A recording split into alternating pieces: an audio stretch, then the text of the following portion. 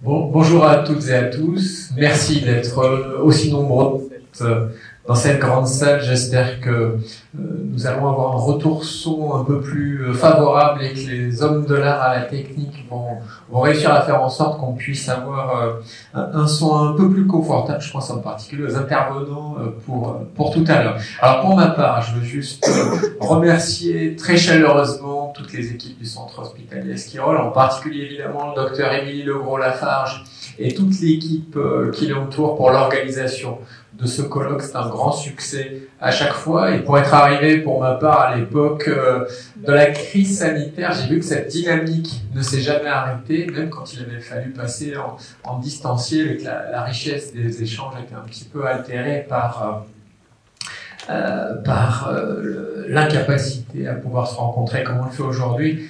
Donc merci pour ce colloque avec à peu près 300 inscrits, c'est toujours un franc succès très important pour l'établissement et pour son centre référent pour le nord de la Nouvelle-Aquitaine. Alors ça a été dit, la thématique cette année cible l'inclusivité en réhabilitation, quels outils d'accompagnement pour intégrer tous les publics. Et avant d'approfondir cette thématique, je voudrais dire que la réhabilitation psychosociale pour le centre hospitalier Esquirol est un enjeu particulièrement important du projet d'établissement 2019-2023. Ça nous a conduit à prioriser la mise en place d'un outil de travail que nous avons inauguré vendredi dernier, qui est à disposition des professionnels depuis maintenant quelques semaines, juste avant l'été, que certains d'entre vous, je pense, connaissent, et c'est un élément très, très positif. Alors, pour revenir à l'interrogation qui se pose à nous aujourd'hui, qu'est-ce que l'inclusivité? Qu'est-ce que l'inclusivité en réhabilitation psychosociale? Quand je me suis posé la question,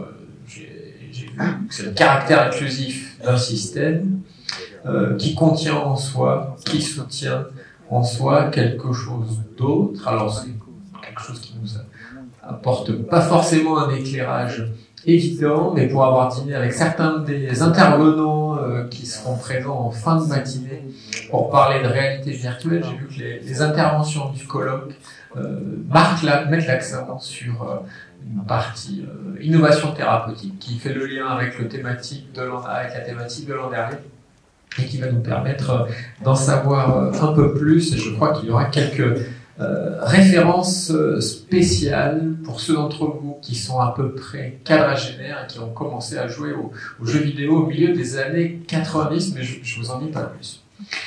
Donc, l'amélioration continue en faveur de l'usager des centres de réhabilitation psychosociale de la zone nord Nouvelle-Aquitaine. C'est vraiment la thématique centrale de l'inclusivité qui va nous occuper aujourd'hui, avec des cas concrets, et nous aborderons à titre d'exemple l'insertion professionnelle grâce à un fort réseau existant, la réalité virtuelle, comme je l'ai dit, par les jeux vidéo, ou encore des créations d'outils pour lutter contre la déstigmatisation.